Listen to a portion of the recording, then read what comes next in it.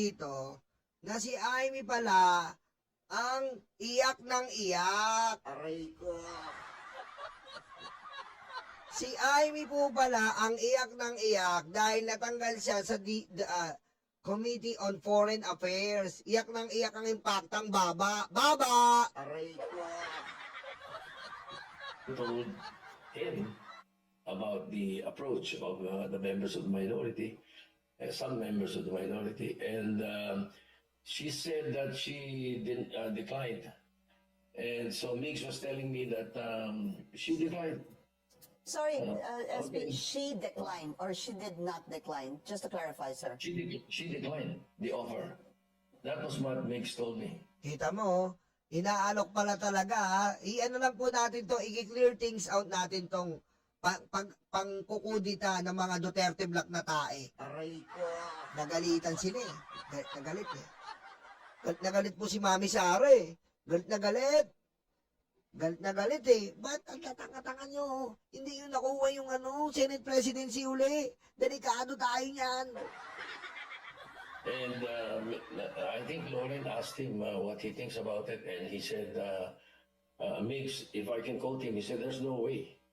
There was no way I will not support the leadership of Senator Soto. Alam niyo si Loren Legarda po kasi, kung di ba namang engon tong Duterte Black, si Senator Loren Legarda po ang kumuha ng mga pirma para maging Senate President, si Tito Soto. Di ba?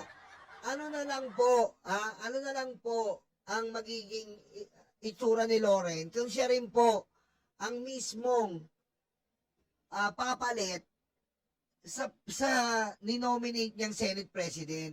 Ahas na ahas yun. Aray ko.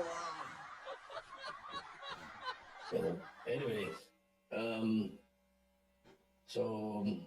well, the following day, I was informed that 2 or 3 members of the minority were going to the office of Senator Legarda. Perhaps they were again trying to convince her. Ano ba yan? Sino ba yan? Dalawang minorya. Ano ba yan? Amy. Cayetano. Amy! Cayetano, ano ba ginagawa niyo sa kwarto ni Loren Legarda? Kita-kita kayo sa CCTV. Aray ko.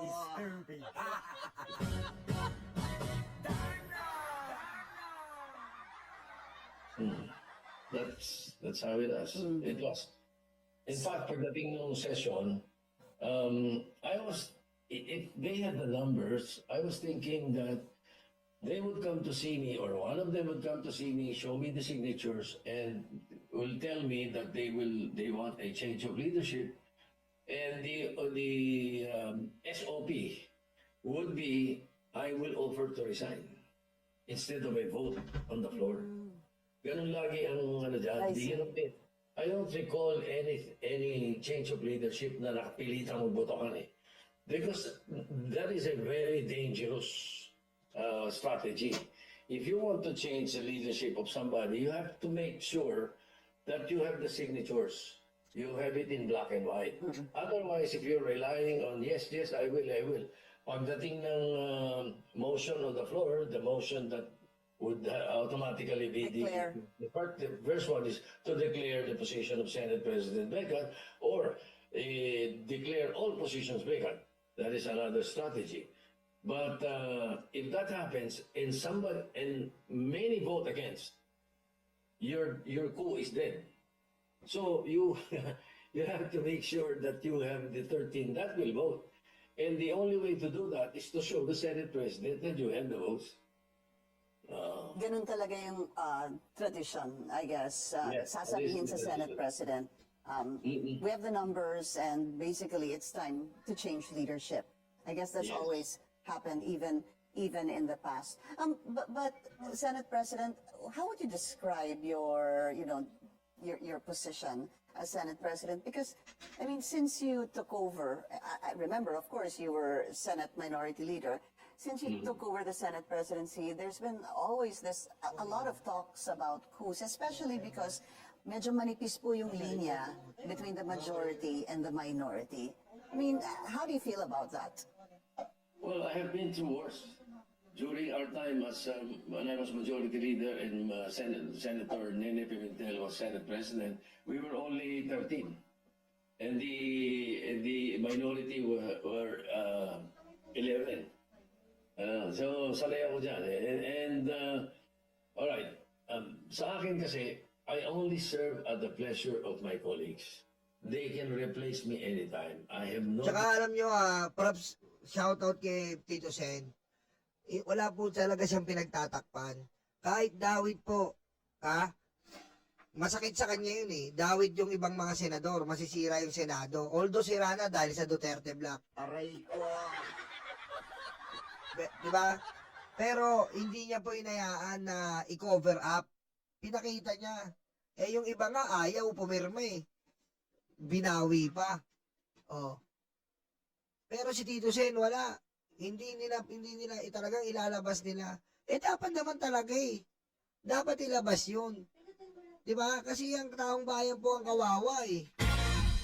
Tayo po ang kawawa eh. Pinapasweldo natin sila para lang maging matimbang yung kaibigan.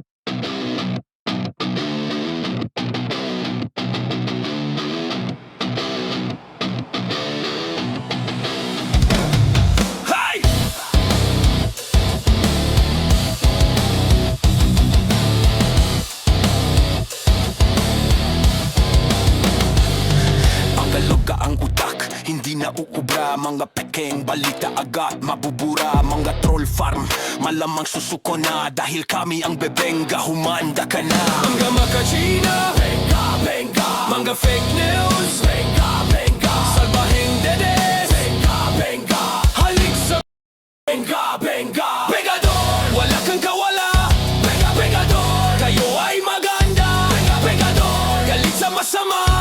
Benga, pegador, ang sa inyo bebenga. Benga, pegador, wala kang kawala.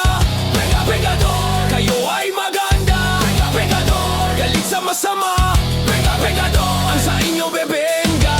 Fake news better, yari na kayo. Walang ginava manira ang logo. Dahil sa pera, adik mga ito. Pero mahihina ang sentido. Mga makachina, benga, benga. Mga fake news, benga,